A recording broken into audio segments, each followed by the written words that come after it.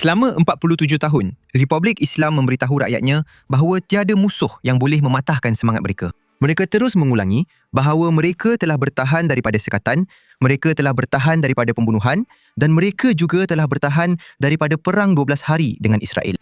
Kelangsungan itu menjadi seluruh alasan bagi pengorbanan yang diminta oleh IRGC, wang yang digunakan dan kekejaman yang dilakukan terhadap rakyatnya sendiri. Kemudian semalam, selepas 11 hari sekatan laut oleh Amerika, Republik Islam Iran muncul di televisyen nasional dan meminta rakyatnya untuk makan lebih sedikit dan menggunakan kurang elektrik. Saya tidak bergurau. Kita akan bincangkan semua ini tidak lama lagi. Itu bukan satu kenyataan penentangan atau apa-apa seperti itu. Ia adalah satu rayuan daripada rejim kepada rakyatnya supaya makan kurang, berjimat lebih supaya mereka boleh bertahan lebih lama. 11 hari. Itu sahaja yang diperlukan untuk pegawai rejim sedar masalah yang mereka hadapi.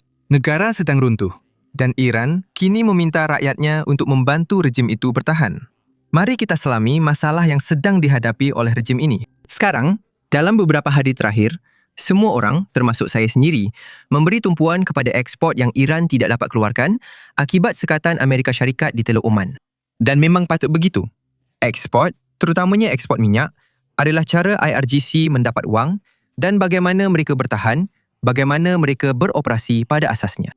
Mereka menggunakan wang itu untuk membiayai semua aktiviti yang mereka jalankan. Tetapi ada satu lagi sisi sekatan itu yang orang ramai tidak beri perhatian. Dan sisi itu kini kembali untuk menghancurkan ekonomi Iran. Anda lihat, sekatan itu bukan sekadar menghalang kapal daripada meninggalkan pelabuhan Iran. Ia juga bertujuan menghalang kapal-kapal di perairan antarabangsa daripada memasuki pelabuhan Iran. Pada dasarnya, untuk menghalang mereka daripada membekalkan semula IRGC dan apa sahaja yang rejim Iran perlukan.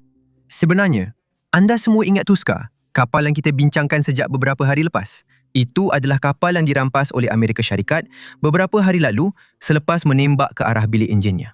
Jadi, cuba teka. Kapal itu cuba masuk ke Iran dengan membawa senjata dan beberapa kargo lain yang dibawanya dari Asia Tenggara, lebih khusus lagi dari China. Dengan mengambil alih Tuska, Tentera Laut Amerika Syarikat membuktikan bahawa sekatan ini bukan sekadar untuk memastikan Iran tidak boleh mengeksport minyak. Ia juga bertujuan untuk menghalang barang daripada masuk, lebih khusus lagi menghalang senjata dan apa-apa sahaja yang lain. Sekarang, Tuska ialah sebuah kapal kargo. Bermakna, ia mungkin membawa kargo biasa yang dibawa oleh kapal, tetapi ia juga mempunyai senjata di atasnya yang boleh digunakan oleh IRGC untuk membina semula program senjata balistik mereka. Sekarang, dari sudut pandangan IRGC, risiko itu berbaloi untuk diambil. Kerana IRGC benar-benar percaya jika mereka tidak dapat berjuang, mereka tidak akan dapat bertahan. Dan itulah sebabnya mereka memerlukan senjata dan mereka sangat memerlukannya. Tetapi anda lihat, Iran juga bergantung kepada ekspor untuk pelbagai barangan lain. Dan barangan-barangan itu sangat-sangat penting untuk rakyat Iran. Tahun lepas, Iran mengimport kira-kira $60 bilion dalam bentuk barangan melalui pelabuhan laut. Pada dasarnya, pelabuhan yang dimilikinya. Itu kira-kira $160 juta setiap hari. Isu sebenar. Untuk memahami isu sebenar, kita perlu melihat dengan tepat apa yang diimport oleh Iran, bukan sekadar jumlah yang diimport. Lihat carta pie di skrin anda ini. Bahagian terbesar di sini sudah tentu adalah elektronik, peralatan dan barangan yang diperlukan oleh kilang. Anda tahu, orang lain perlukan dan sudah tentu pengguna Iran perlukan. Tetapi ada satu lagi bahagian yang agak tersembunyi. Ia dipecahkan kepada beberapa kategori berbeza dan itu adalah makanan. Bijirin di sini, iaitu bahagian kedua terbesar, merujuk kepada bijirin ruji seperti gandum, jagung, mungkin juga beras. Kemudian kita ada lemak dan minyak, itu juga sebahagian daripada makanan. Dan kemudian kita ada benih dan biji-bijian, itu juga sebahagian daripada makanan. Sebenarnya, kira-kira 40 hingga 60% makanan Iran diimport dari negara lain. Iran sebenarnya bukan negara yang berdikari atau mampu secara diri apabila berkaitan dengan bekalan makanan mereka. Dan cuba teka, makanan itu kini tidak lagi masuk. Dan disebabkan itu, Presiden Iran terpaksa muncul di TV nasional semalam dan merayu kepada rakyat Iran supaya, anda tahu, jangan makan terlalu banyak dan sudah tentu kurangkan penggunaan elektrik. Dengar ini. Kami ada satu permintaan mudah kepada rakyat kami yang dikasihi yang kini bersedia dan hadir pada masa ini untuk mengurangkan penggunaan elektrik dan tenaga mereka. Pada masa ini, kami tidak memerlukan pengorbanan daripada insan-insan tersayang ini, tetapi kami memang perlu mengawal penggunaan. Apa salahnya menyalakan 2 lampu di rumah berbanding 10 lampu? Ini semua sedang memusnahkan infrastruktur kita. Mereka sedang mengepung kita supaya rakyat akan menjadi tidak puas hati. Dan kepuasan yang ada sekarang akan bertukar menjadi ketidakpuasan. Bagaimana kita boleh menanganinya?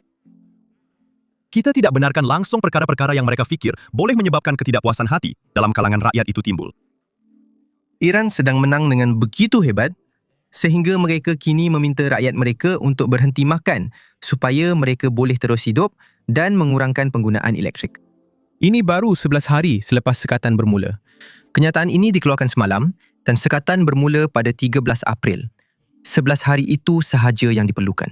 Sekarang, keadaan makanan di Iran memang sudah agak teruk walaupun sebelum perang ini bermula.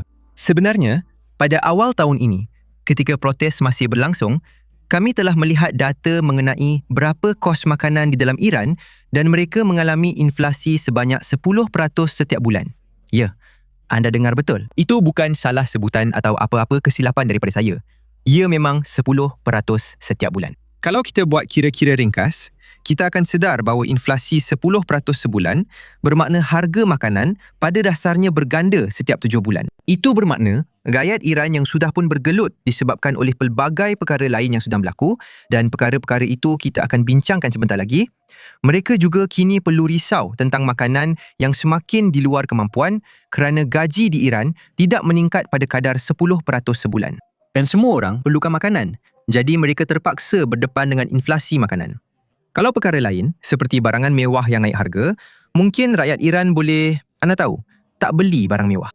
Tetapi makanan, semua orang mesti beli. Dan Iran memang sudah pun bergelut dengan inflasi makanan yang sangat-sangat tinggi.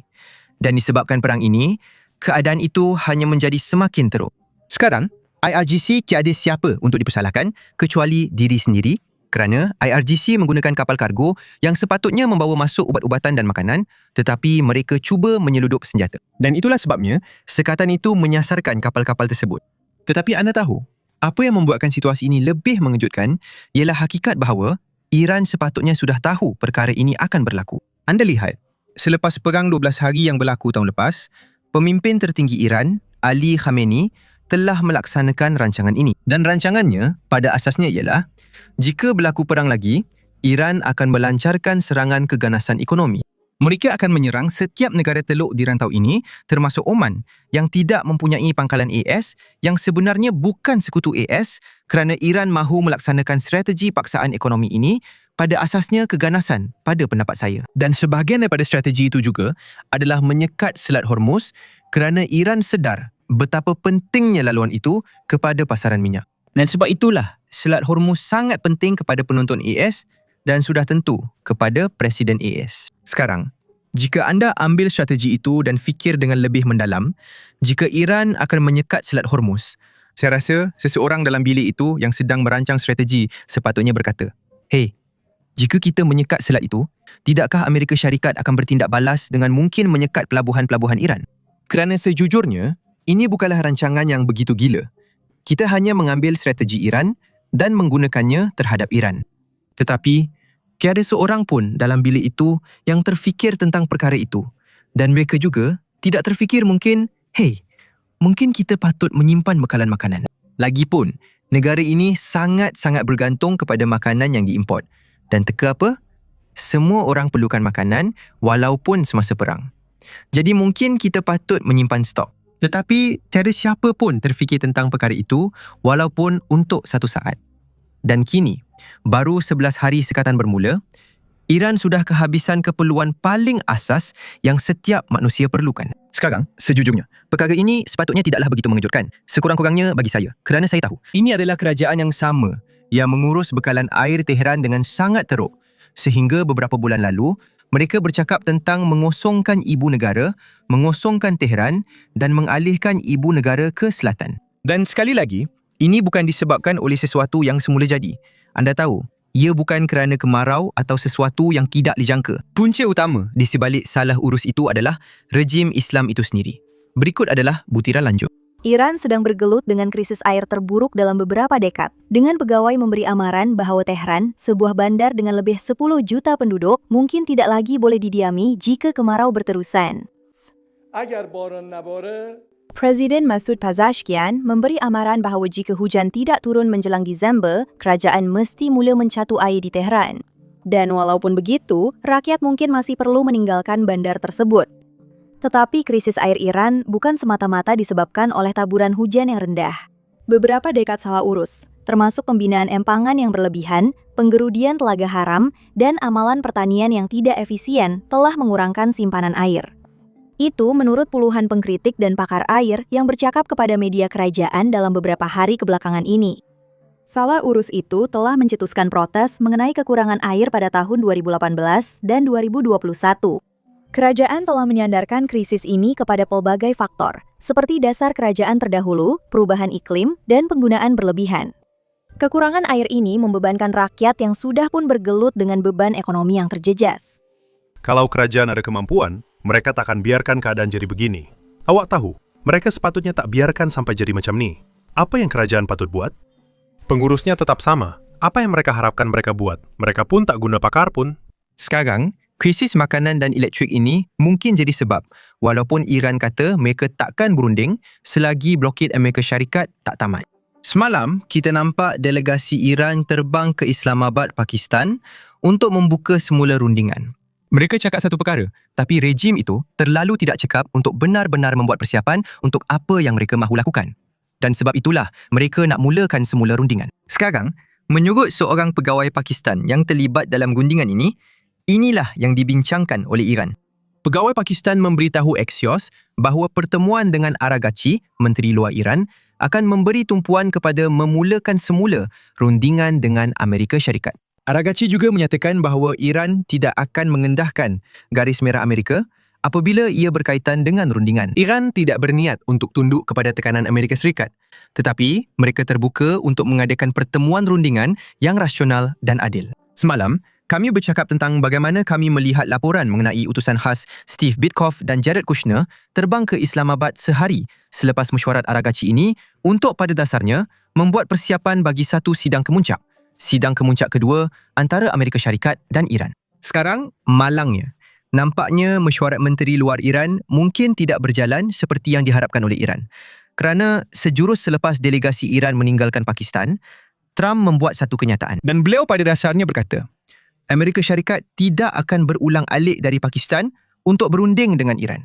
Jika Iran benar-benar serius untuk berunding, mereka boleh sahaja mengangkat telefon dan menelefon.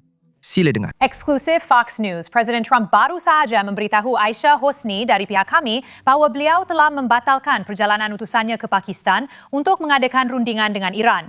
Aisyah Hosni menghantar kepada kami petikan langsung ini daripada Presiden. Saya telah memberitahu orang-orang saya sebentar tadi, mereka sedang bersiap untuk berlepas dan saya berkata, tidak, kamu tidak akan menaiki penerbangan selama 18 jam untuk ke sana. Kita mempunyai semua kelebihan. Mereka boleh menghubungi kami bila-bila masa yang mereka mahu. Tetapi kamu tidak akan lagi menaiki penerbangan 18 jam hanya untuk duduk dan bercakap kosong. Ini adalah sesuatu yang signifikan. Ia berlaku selepas lawatan awal minggu ini di mana kami sangka Naib Presiden J.D. Vance akan pergi untuk mengadakan perbincangan telah dibatalkan. Jadi itu adalah berita tergempar daripada Aisyah Hosni kita sendiri. Dan Alex Hogan sedang bersiaran langsung dari Rumah Putih dengan butiran eksklusif. Alex. Hai Aisyah, jadi perubahan besar dalam rundingan yang kami tidak jangka akan berlaku hari ini. Dan ini sekali lagi menunjukkan betapa sensitifnya rundingan ini walaupun terdapat usaha antarabangsa yang meluas untuk membawa semua pihak ke meja rundingan pada saat-saat akhir. Sama seperti pagi tadi, segala-galanya boleh sahaja gagal, begitu sahaja. Jadi apa yang kami jangkakan untuk lihat, kami sedang menunggu untuk melihat Steve Witkoff dan Jared Kushner, utusan Amerika Syarikat yang akan mengetuai delegasi itu hari ini di Pakistan. Presiden Donald Trump, seperti yang anda sebutkan, baru sahaja memberitahu Aisyah Hassani dari Fox News hari ini bahawa beliau telah membatalkan lawatan itu. Ini berlaku di tengah-tengah berita bahawa Menteri Luar Iran telah pun meninggalkan Pakistan. Presiden Trump sekali lagi mengatakan bahawa tiada gunanya menghantar mereka dalam penerbangan selama 18 jam dan bahawa Iran boleh menghubungi pada bila-bila masa. Sejurus selepas itu, Trump mengeluarkan kenyataan ini di Twitternya. Saya baru sahaja membatalkan perjalanan wakil-wakil saya yang akan ke Islamabad untuk bertemu dengan pihak Iran. Terlalu banyak masa terbuang untuk perjalanan dan ia terlalu banyak kerja. Sebenarnya, kalau kamu semua tak tahu, perjalanan dari Amerika Syarikat ke Pakistan mengambil masa 16 jam sehala. Jadi bila kamu sampai sana, mungkin perlukan masa untuk pulih selepas penerbangan macam tu. Lepas tu, kamu buat pertemuan dengan pihak Iran dan kemudian terbang balik. Itu satu lagi 16 jam. Jelas sekali, satu perjalanan yang sangat panjang. Tapi apapun, mari kita teruskan dengan kenyataan Trump. Selain itu, terdapat banyak perbalahan dalaman dan kekeliruan dalam kepimpinan Iran. Tiada siapa tahu siapa yang berkuasa, termasuk rakyat Iran sendiri. Selain itu, semua kelebihan ada pada kita. Mereka tiada apa-apa. Jika mereka mahu berbincang, mereka boleh saja hubungi Amerika Syarikat. Pada pendapat saya, ini nampaknya lebih daripada sekadar retorik. Saya rasa ini bukan sekadar Trump berkata, kita tak mahu berunding. Jadi Iran, anda tahu, akhirnya bersetuju untuk berunding secara terbuka. Sebab sekali lagi, itu mungkin strategi yang digunakan oleh Trump. Dia pernah lakukan perkara seperti itu sebelum ini. Tapi kali ini, nampaknya rundingan benar-benar dibatalkan. Sebab saya kata begitu, ialah kerana persiapan telah dibuat di Pakistan untuk satu pertemuan besar antara Amerika Syarikat dan Iran yang akan berlangsung di Islamabad, tetapi persiapan itu kini sedang dibatalkan. Selama minggu lepas, Islamabad pada dasarnya ditutup kerana terdapat kabar angin bahawa pertemuan seterusnya akan menjadi pertemuan besar di mana satu perjanjian akan dipersetujui atau mungkin juga ditandatangani. Jadi ada kemungkinan Presiden Trump sendiri akan membuat penampilan. Dan kerana itu, Islamabad, ibu negara Pakistan, berada dalam keadaan berkurung. Kedai-kedai ditutup, jalan-jalan ditutup untuk orang awam dan pegawai keselamatan berada di merata-rata tempat. Terdapat penghadang di mana-mana. Pada asasnya, kehidupan normal terhenti sepanjang 2 minggu lepas. Nampaknya sekarang persiapan itu sedang dihentikan. Bandar ini dibuka semula. Halangan keselamatan sedang diturunkan. Itu sememangnya bukan petanda baik mengenai rundingan akan diadakan. Sekarang, selain itu, ada seorang wartawan New York Post dan saya rasa mungkin ada juga wartawan Amerika lain yang masih berada di Islamabad sejak mesyuarat rundingan terakhir yang berlangsung kira-kira 3 minggu lalu. Mereka mungkin menjangkakan akan ada satu lagi mesyuarat, jadi mereka hanya tinggal di bandar itu. Dan sebahagian daripada wartawan ini mempunyai hubungan langsung dengan Rumah Putih dan mungkin juga dengan Presiden Trump sendiri.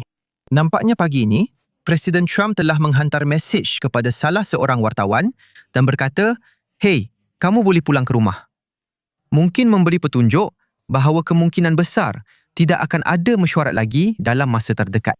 Agak mengelirukan apabila Presiden Amerika Syarikat hanya menghantar berita besar kepada orang melalui mesej. Tetapi walau bagaimanapun, ia tetap berita besar. Dan ia memang memberi petunjuk bahawa rundingan mungkin telah dibatalkan sepenuhnya. Itu bermakna, perang mungkin akan bermula semula pada bila-bila masa sahaja. Namun begitu, saya ingin memberikan satu lagi pilihan tentang apa yang mungkin berlaku. Ia juga boleh bermakna bahawa rundingan akan dipindahkan ke bandar lain, mungkin Switzerland. Di situlah rundingan diadakan sebelum perang bermula pada bulan Februari. Jadi, itu juga satu kemungkinan. Tetapi pada pendapat saya, kemungkinan itu berlaku adalah sangat rendah. Jadi, lebih besar kemungkinan kita akan bercakap tentang perang bermula semula dalam video seterusnya. Sekarang, bagi rakyat Iran, ini sememangnya bukan berita baik kerana seperti yang kita bincangkan pada permulaan video tadi, inflasi sudah tidak terkawal. Makanan tidak sampai ke pelabuhan. Dan sekarang, jika perang bermula semula, inflasi akan menjadi lebih teruk lagi. Berikut adalah butiran lanjut. Saya rasa untuk permulaan, kita boleh ambil kira beberapa bulan terakhir yang berakhir dengan Perang Kedua. Pada bulan Januari dan Februari, inflasi mencecah 8% sebulan. Bermula dari situ dan andaikan ia akan meningkat 1% setiap bulan atau setiap beberapa bulan. Menjelang akhir tahun, kita berdepan dengan inflasi 11 hingga 12% sebulan. Ini sebenarnya lebih daripada 200% kenaikan harga. Jadi, harga barangan biasa akan menjadi 3 kali ganda. Dalam situasi yang malang, tetapi pada masa ini, kemungkinan besar satu lagi konflik akan bermula. Saya rasa sekali lagi kita boleh mula dari inflasi bulan Januari-Februari tetapi mengambil kira 1 hingga 2% setiap bulan. Menjelang akhir tahun, saya rasa inflasi akan melebihi 20% sebulan. Dan anda boleh lihat trennya. Saya bercakap tentang inflasi bulanan, bukan lagi tahunan. Dan itulah realiti yang sedang kita hadapi. Dalam kes itu, kita bercakap tentang inflasi sebanyak 500%.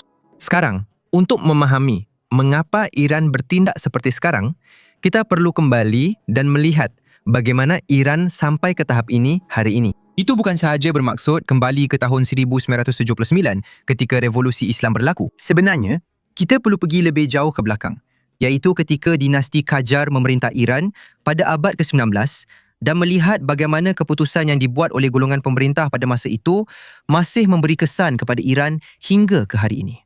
Jadi, anda tahu tak? Itulah yang sedang kami lakukan dalam podcast bersiri kami yang baru sahaja dikeluarkan hari ini. Jadi, jika anda seorang yang berminat dengan sejarah Iran dan bagaimana kita sampai ke tahap hari ini, pastikan anda cuba ikuti podcast itu. Anda boleh menontonnya dengan mengklik pautan di dalam deskripsi atau anda juga boleh menontonnya dengan mengklik skrin penamat di skrin anda. Ringkasnya, klik sahaja video yang ada di skrin anda.